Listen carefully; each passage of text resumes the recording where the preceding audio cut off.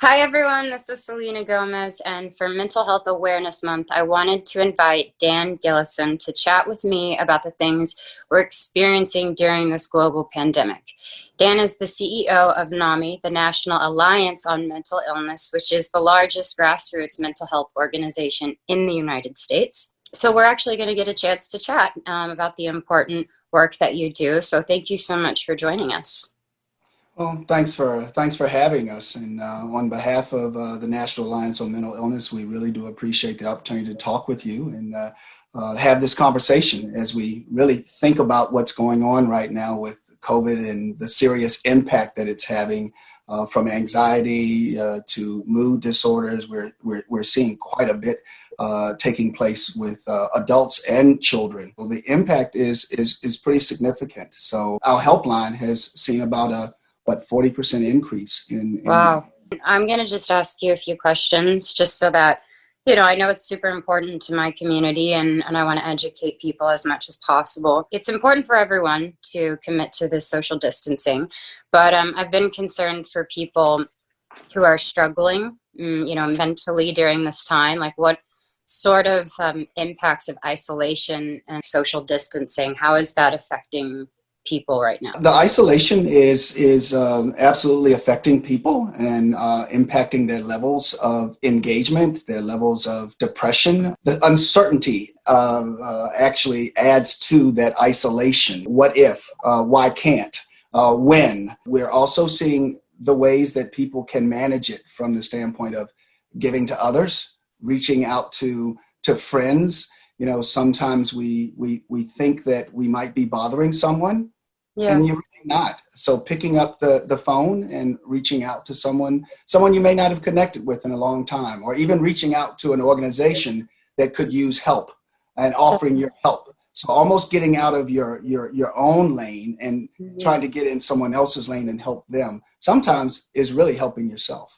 No, definitely. I would agree. And I kind of am seeing how it's affecting my 6-year-old sister even. She's so full of life and so fun. And you can tell just around this time, I just see this dip of energy and joy and happiness from her. And it really, it breaks my heart. She's still a kid. She's, trying to understand what's going on. But you can see that, even just me coming over or, just like watching something different or cooking or doing something different, definitely has helped, my little sister even, and us just bonding as a family. Even FaceTiming, like I said, for myself, my therapist has helped me big time. And I have my grandparents, luckily, during this time. We just try to do things because once I have that thought or once I'm going down this road, I try to do exactly what you're saying, which is, how can I get out of that thought? How can I have a relationship with that emotion and just say, okay, I felt it. Let's go back to maybe breathing. Let's go back to seeing where our environment is, even if it's just a second of grounding yourself. How can we avoid some of the problems that are associated with isolation? What can we do to keep ourselves in a positive place mentally? Recognizing that by staying at home, you are helping others. So it's first acknowledgement, recognition, and being okay with that. It can be hard because of social media and, the internet, seeing people actually not staying home. It's hard. These people may not be understanding how important this is or not caring as much. And it's good to be reminded why it's important to stay in. So I'm glad that we touched that subject because I think that a lot of people need to be reminded. Okay, so next question is, what are some early signs that should signal a need to reach out for help? Like, what should my community look out for? First thing is sleep. Criticality of sleep is number one. It's number one, number two, number three, and number four. When your sleep pattern is broken and your length of sleep, if you're not sleeping 6 to 8 hours a night, then that's the first indicator. If you do certain things on a cadence, and your cadence is all of a sudden off. You've come out of cadence and you don't understand why you've come out of cadence, and you can't describe to yourself why you've come out of cadence, but you know that it's different.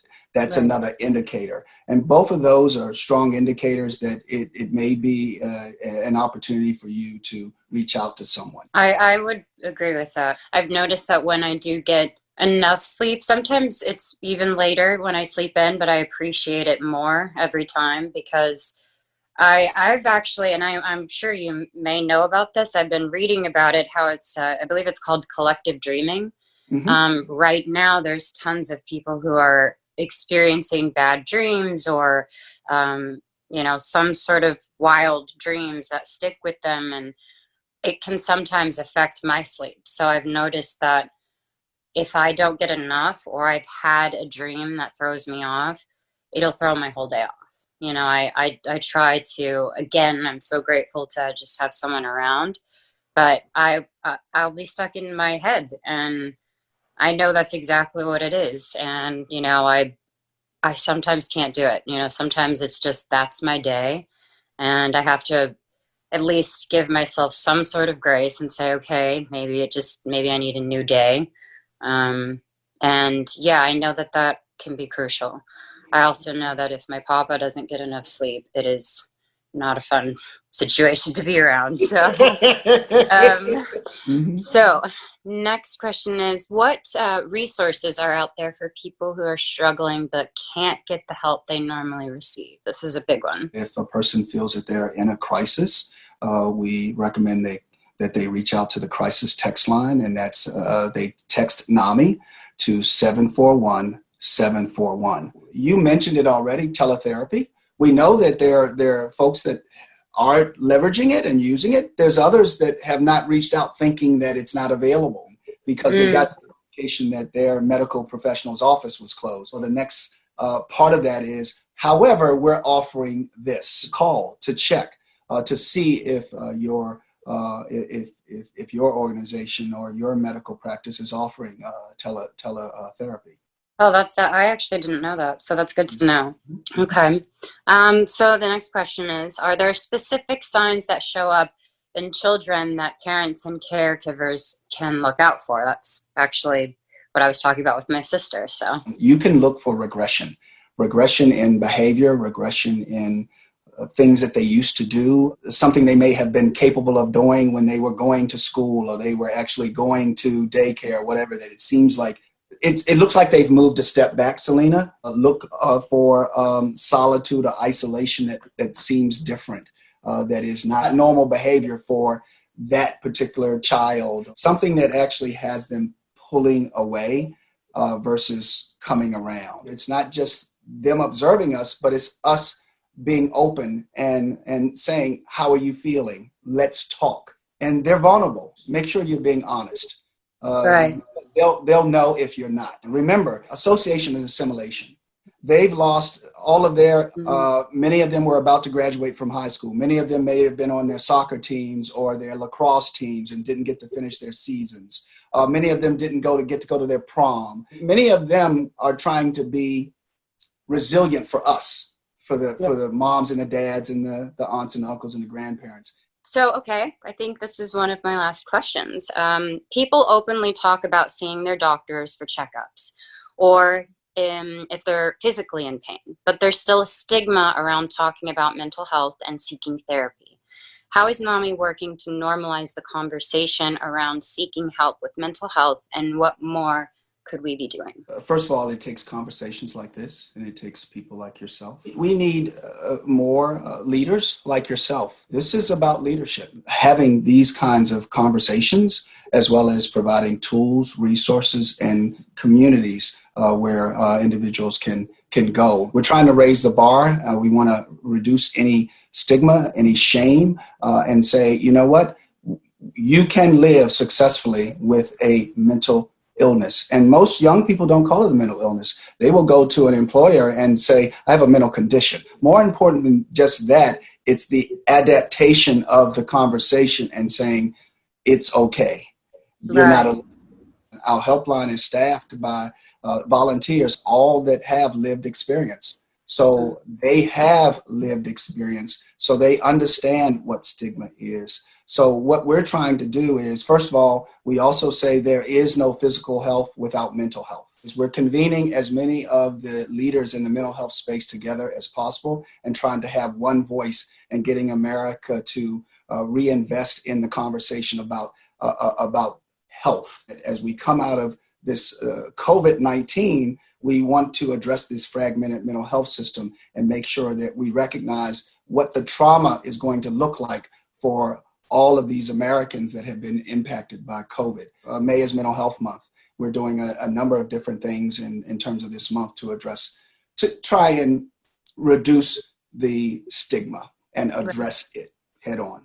I know that that's a big question I get asked a lot, is just like not sure if they can talk about it, or, you know, some of my fans saying they feel like they'll be made fun of, or just not even understanding it. And I also, you know, see a lot of parents and maybe grandparents that also don't understand it as well. So I think it's so important to have, you know, places like this. Sometimes this is what the internet is supposed to be for. If you can't really find it right there, maybe go to these places, because the world is so big and there's so many people in it. And like you said, we're not alone. This has been a really important time to talk about it, so that when we come out of this, there might be more of that happening, and maybe we'll be better prepared for it and more open. I mean, is there obviously a place where people can maybe join a community? Yes. And okay. Yes, we have a way for them to join and to actually find those resources, and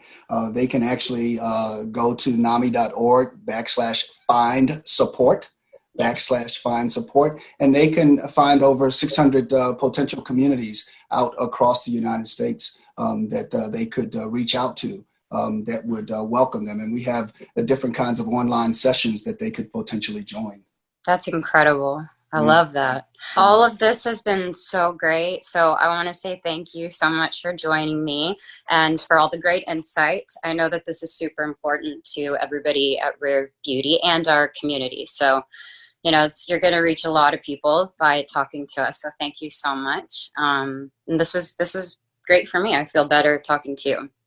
Selena, thank you so very much. Thank you to you and to Rare Beauty, and for your vision, your leadership, and stepping into this and stepping out to help us. So we really do appreciate it more than you could ever know. And, you know, we definitely should end on like a great moment of gratitude. You know, I think that it's been important to also have a moment where I can just be grateful for waking up, for breathing, for having, you know, my grandparents with me. And so even just this, I'm so grateful for this. And I just think that, you know, when people watch this and they're watching it, I think that it's important to recognize that this is serious stuff, but we are going to get through it. There's places to be and places to go. And I'm just excited. So I want to just take a moment and say thanks for everyone that was watching.